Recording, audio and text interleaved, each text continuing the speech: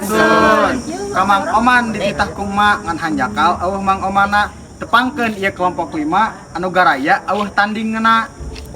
Aya budak menibar sih cicingna di Sukandana. Nyi Iteng pegat tali asih eta pisan didul sindiranana. Ngalacai dina kendi pas nepi eueuh caian kenalkeun sim kuring Fikri numurankeun si Kabayan. Kamari di Ciamis Marikoya balikna papangi jeung balarea tepangkeun wasta abdi aulia janten itu nu kasohor teh. Ka pasar poe Salasa balikna manggihan gedang dipangkeun sim kuring Nesa anu geus di sareng gedang. Lobakannya nyeri dina ati nyarina teh kabina-bina tepangkeun sim kuring aya renti balad itu nupang bagerna. Sasih ayeuna musim hujan, caina teh loba nu mubah tepangkeun sim kuring Ridwan numurankeun salaku Abah. Make sarum dina calana lilitan Mekah Madinah tepangkeun wasta bicika nu janten emak bojona Abah. Kacatur di hiji poe Nyi Iteng keur ngaheuleung di sisi walungan. Emak jeung Abah nyamperkeun ka Iteng tuluy nanya ka Iteng. Kaci maranggas meuli buleung mudagangna menipu ulun kunaon Iteng meuni ulang-ulang wae meuni jiga domba jualan.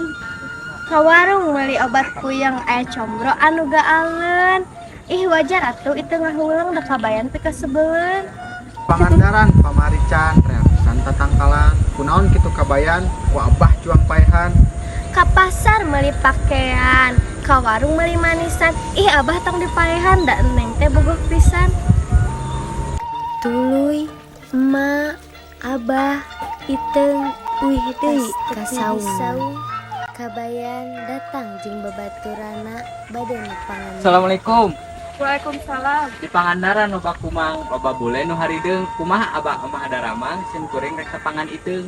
Ka kebon mawarantang kebona karasa keung tak geuning kabayan datang emak melang ka si Iteng. Anjang ka imah bioon di jalan loba nu melong. Maneh teh migawe naon? Nyi Iteng ceurik sisi balong. Caharnang ka anu atah tungtuna teh nyeri beuteung. Tah kabayan teh tos negakeun Iteng. Saparantos kitu Neng Onah balad Iteng datang nepangan Iteng.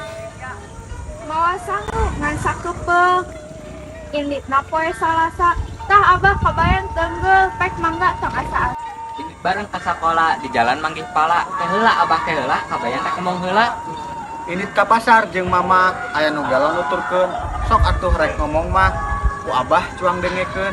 Aya jalma nu keur moyan awakna nepi ka kebul. Lah gandeng maneh kabayan maneh marajana debu. Moroba go make panah loba sato anu araneh.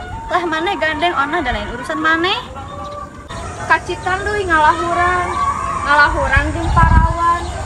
Keun bae kumaha urang montong sok kalah ngalawan.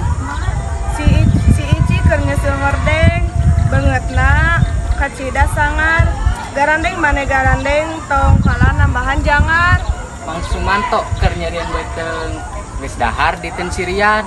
Lain urang teu boga kasih Iteng, da kuring teh rek fokus ujian. Pas keur kitu teh Nyi Iteng datang nepangan kabayan. Si Fauzan keur nganterkeun awewena alus pisan tah Abah dangukeun pegatih jang kaalusan. Cirahong mani keung ku sabab loba jurikan. Dasar maneh teh Iteng pan maneh gerek ujian. Ya beurit dina para di udah ku si Tata. Hempura Abah hempura, da Iteng teh teu mikir eta. Tah rengse atuh ayeuna mah masalah teh intina mah teu.